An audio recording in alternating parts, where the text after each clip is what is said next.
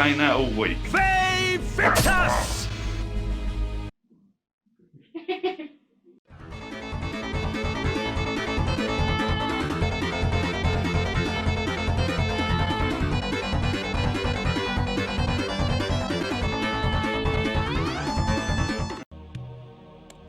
I've got to say that this wasn't my first intro to the Legacy of Kain series. That's got to go to Soul Reaver on the Sega Dreamcast, and I remember back in the day I was amazed with the executions that I could do. It was remarkable to see this in 3D, and from then on I became a good fan.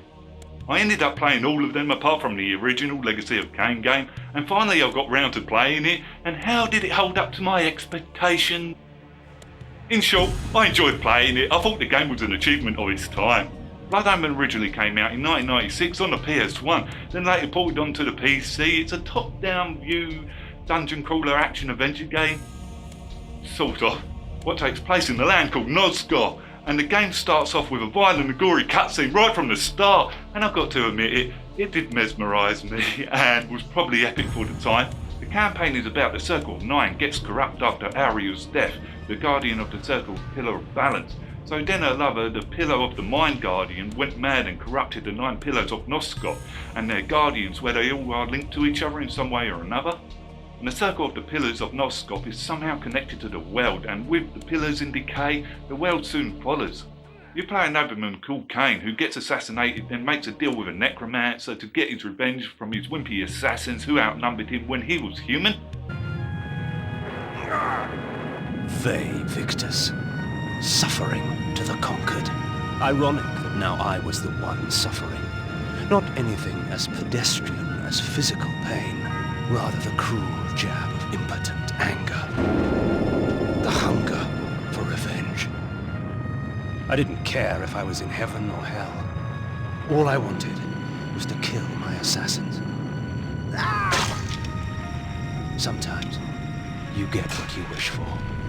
The necromancer Mortanius offered me a chance for vengeance, and like a fool, I jumped at his offer without considering the cost. Nothing is free, not even revenge.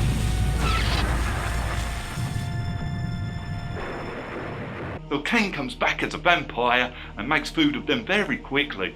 Then as Kain thinks about curing his vampirism, he goes to the Pillars of Nosgoth and meets the ghost of Ariel. Then she tells him, "There is no cure for death, only release, and you must destroy the sorcery that is poisoning Nosgoth, and then you will realise peace." So Kain sets off to restore the Circle of Nosgoth, even though he only protests for about 1 second. Yeah, I dislike this Ariel character. Just bossed me about too much. Kain's personality is wild, saying the least, laughing as he kills an enemy and saying, "Ve Victus!" Kain kind of says that a lot in this game. To me, Kain comes off as that lovable psychotic nut. You know, I think the game has a brilliant storyline, and I'm not the one who usually says that about something what contains time travel, but I think the story really did pick up from me from there, and got really interesting. I've got to say the PS1 version has so many load screens, it's unbelievable. Bring up the menu, load screen. Go in another room, load screen. Go out of the room, load screen. Bring up the inventory system, load screen. And yeah, they are about a second or so. Nevertheless, I found it interrupting the gameplay. Although this could be my version of the PS1 game. And round about then, I just said, sod it, I'll go with the GOG version where I heard good things about it. And the load screens were gone. I was so happy, it almost brought a tear to my eye. The combat is simple, one button to swing your sword, hit it fast enough he does a combo attack and laughs or says, "Ve Victus!" The sword fighting itself is alright, although it's not the best. It can get repetitive at times where the hitboxes don't always register what I discovered to the enemy's animation, and sometimes they can be standing right on top of Kain as well. I found myself moving to a different spot when this happened. Kain is not invulnerable. He does have weaknesses like water burns his skin, health drains over time to encourage you to feed on other victims to restore your health, and the player can get poisoned if Kain feeds on certain creatures. There are 3 different types of magics. One is a transformation magic where you can turn into a werewolf, mist and blend into human society as one of them, and Kain can also turn into bats to fast travel to certain points on the map.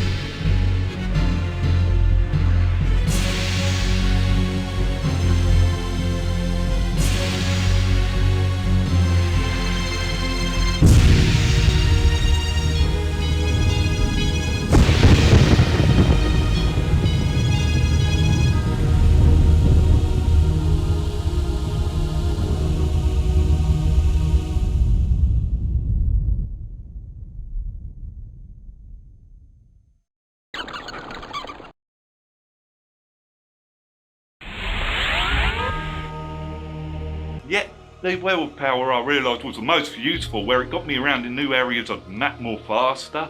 The other is vampire magic, what has mind control, shield, blood drain on multiple targets and so on. However, to unlock these, Kain's got to complete a dungeon or cave that has a picture of the ability, usually around about at the entranceway. And the other is Kain's item box. Okay, it's not technically magic, but there are magic items in it that you can collect in the shape of these cards, what goes to your inventory, and you can map these for quick access as well. The ones which I used the most was the Heart of Darkness. In addition, restores some of Kain's health and is used automatically if Kain dies. And then Ninja Stars, but my favourite's got to be the Red Orbs. It somehow shrinks people, but leaves their skeleton at normal size, so they kind of explode or implode. I really have no idea. I had a lot of fun with this one, and it was pretty brilliant and epic. And even Kain says that he found this one fun. Okay, there is quite a few gadgets, and there are much more.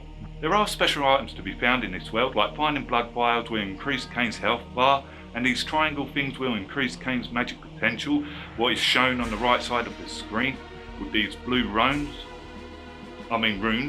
There is an inventory system where I could swap weapons and armour and spells, and I found it simple to use when I wanted to swap things around, but it is very basic. There are new weapons to unlock as I play throughout the campaign, and using the Soul Reaver sword is amusing where it makes the enemies shatter, and there are weapons what will give Kain access to new areas of the map. Like battle axes what can cut down trees, and the mace is able to destroy big stone pillars to give you access to new lands, and this goes with the powers as well, such as the wolf can jump up and down ledges. The mist form can walk across water without killing Kain, and this can lead to hidden items or new areas, and I found it exciting when I did find and uncover these new areas. There is a good amount of enemy variety. I thought the animations were fluid, from zombies to humans, wolves to a slug-human hybrid. This is something which the game does really well. I never said, "Oh, not again." Instead it got my attention, especially where they all seem to attack differently from the other species or some type of human I was facing.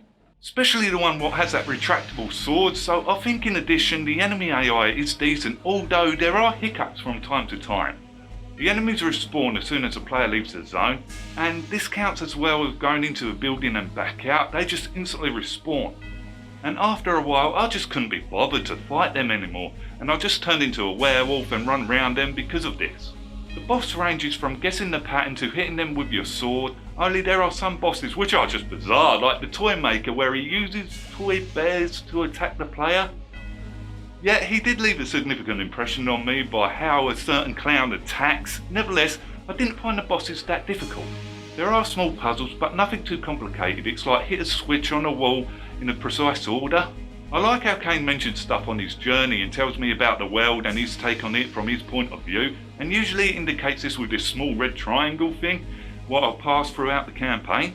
The torture and execution of human beings for the sadistic pleasure of its engineer. Blood was splattered on every surface, coating the spikes that jutted from the walls and filming the stone floor.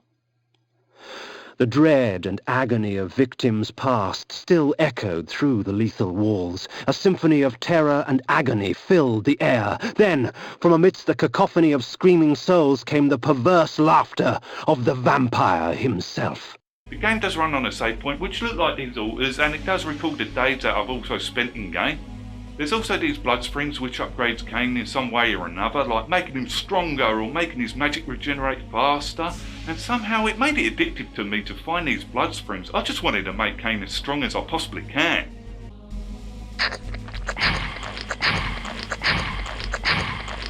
Your magic energy recovers more quickly, for our blood enhances. Plus, the blood springs also restores Kain's health, except if you choose to keep feeding on them, the blood springs will penalise the player and take some health away.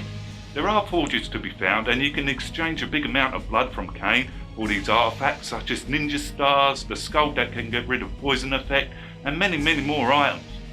Even though there is a cheating way which the game allows us to mind control someone and make them to do the exchange instead of Kain, I uncovered this by mistake and I just kept on doing it from then on, every time I knew I needed more artifacts. It's just like, thank you. although this only goes for certain locations because some areas are more difficult to get to than others. I enjoyed how the game has dynamic weather. It can be raining or snowing, and there's a day and night cycle also to add to the atmosphere of Noskov, and when there's a full moon, certain areas of the map and doors open up. I appreciated how different every area looks, some with lush green and others hellfiery lava to a swamp. Then I'm exploring the mansion. Every zone seemed to be well crafted for its time and stands out from each other, and that includes the many dungeons and caves which I got to explore. It never felt like I visited the same place twice, even though some caves do look similar, although they're completely built different. The game rewards you for exploring. There's times when I accidentally found more of these item cards and new areas of the map. This game has so many secret locations, and I was surprised when it showed my stats at the end of the game and I only found like half of them. I couldn't believe my sight. I've spent a lot of time just finding these, and there are so many more. It added to the replay value for the game for me, and I'll probably go back and try finding all these now on my second playthrough. For the most, the soundtrack is okay, although there is one what stands out from the others to me is the Toymaker's soundtrack. That just sounds creepy to me.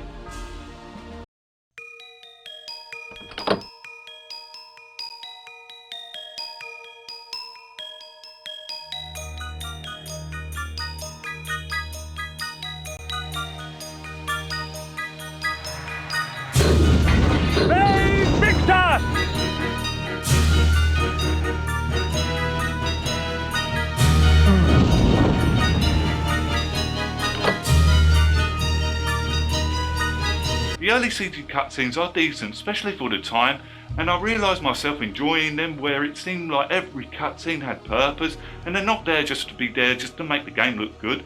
It's like so many games do that now just for a filler.